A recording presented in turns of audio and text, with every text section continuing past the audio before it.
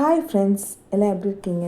நம்ம இன்றைக்கி ஒரு டெசர்ட் தான் பார்க்க போகிறோம். ஸோ முக்கனி ஸ்மூதி டெசர்ட் இதை தான் இன்றைக்கி பார்க்க போகிறோம். முக்கனினாலே நீங்கள் கண்டிப்பாக கண்டுபிடிச்சிருப்பீங்க. பலா வாழைன்றது தான் முக்கனி. ஸோ இது கூட நம்ம கிரேப்ஸும் ஆட் பண்ணிக்க போகிறோம். இது நார்மல் கிரேப்ஸ் இல்லை, ஆஸ்திரேலியன் கிரேப்ஸ். இப்போ இதில் நம்ம என்ன பண்ண போகிறோன்னா, வாழைப்பழம், பலாப்பழம், மாம்பழம் இது மூணுமே எடுத்துக்க போகிறோம். பலாப்பழத்தை க்ளீன் பண்ணி எடுத்தாச்சு. அடுத்தது மாம்பழத்தையும் நம்ம தோல் எடுத்துட்டு அதுக்கப்புறம் இதையும் எடுத்துக்கலாம். சம்மருக்கு இந்த மாதிரி 3 பழத்தையும் சேர்ந்து ஸ்மூதி மாதிரி செஞ்சு சாப்பிட்டாக்கா உடம்புக்கு ரொம்பவே நல்லாயிருக்கும். பலாப்பழம் மட்டும் தனியாக சாப்பிட்டிங்கன்னா சூடு. அதே மாதிரி உங்களுக்கு மாம்பழமும் தனியாக சாப்பிட்டாலும் அதுவுமே சூடு. இந்த மாதிரி எல்லாத்துக்கூடையும் மிக்ஸ் பண்ணி அது கூட நம்ம பால் சேர்த்து சாப்பிட்டோன்னா உடம்பு ஹீட் ஆகாது வெயில் டைமில். இந்த மாதிரி யார் யாருக்கெல்லாம் ஒரு சில பழம் பிடிக்கும், ஒரு சில பழம் பிடிக்காது. இந்த மாதிரி நம்ம 3 பழத்துமே கலந்து மிக்ஸ் பண்ணி சாப்பிட்டா முக்கனியே சாப்பிட்ட மாதிரியும் இருக்கும். அதே மாதிரி யார் யாரெல்லாம் விரும்பி சாப்பிடாத பழத்தையும் இது கூட சேர்த்து கொடுத்தோன்னா கண்டிப்பாக அவங்க இதை விரும்பி சாப்பிடுவாங்க. ஏன்னாக்கா மூணுமே ரொம்ப டேஸ்ட் உள்ள பழம். இந்த பலாப்பழம், மாம்பழம் இது ரெண்டுமே சீசனுக்கு மட்டும்தான் கிடைக்கும். முக்கியமாக சம்மர் சீசனில் மட்டும்தாங்க கிடைக்கும். அதனால அந்தந்த சீசன் கிடைக்கக்கூடிய அந்த பழத்தை நம்ம எடுத்துட்டோன்னா உடம்புக்கு நார் சத்துலேருந்து எல்லா சத்தும் நமக்கு கிடைக்கும். அதுக்காக தான் நம்ம இப்போ எல்லா பழத்தையும் கட் பண்ணி வச்சிட்டோம். இப்போ பார்த்திங்கனாக்கா ஒரு வாழைப்பழம் எடுத்துக்கிட்டேன், ஒரு மாம்பழம் எடுத்துக்கிட்டேன், பலாப்பழம் ஒரு 5-6 சொலை எடுத்துக்கிட்டேன். இது கூட இப்போவே நம்ம பால் ஆட் பண்ணிக்கிட்டோம். தேவையான அளவுக்கு உங்களுக்கு எந்த அளவுக்கு வேணுமோ அந்தளவுக்கு நீங்கள் பால் ஆட் பண்ணிக்கோங்க.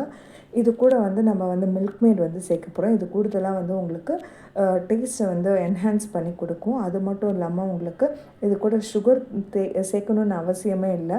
ஏன்னாக்கா பலாப்பழத்தில் ஆல்ரெடி ஸ்வீட் இருக்கும், மாம்பழத்துலேயும் ஸ்வீட் இருக்கும். இப்போ நம்ம சேர்க்குற அந்த மில்க் மேட்மே உங்களுக்கு ஸ்வீட் இருக்கும். மில்க் மேட் வேணான்னு நினைக்கிறவங்க அவாய்ட் பண்ணிக்கலாம். இல்லை பால் வேண்டான்னு நினைக்கிறவங்க அதை அவாய்ட் பண்ணிவிட்டு மில்க் மேடை சேர்த்துக்கலாம். ஸோ இப்போ நம்ம நல்லா கிரைண்ட் பண்ணி எடுத்துட்டோம். ஸோ இது இந்த அளவுக்கு நமக்கு வந்திருக்கு. இது கூட நம்ம ஒரு 5 கிரேப்ஸும் போட்டு கிரைண்ட் பண்ணி எடுத்துருக்கோம்.